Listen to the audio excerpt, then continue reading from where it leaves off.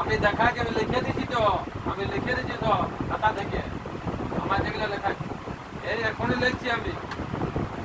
সব লিখে দিচ্ছি আমাকে ওই ডিটেলগুলো দেবে যে আমার স্ক্রিনগুলো পাইছি আমার সব লেখা আছে আমি দেখছি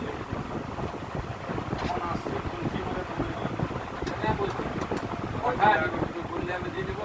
তুই যে 8,000 তুই যে 8,000 আমার লাট ঘাট করে রেখেছি নিজের মতন আমি বললাম আমার থোড়ি আমার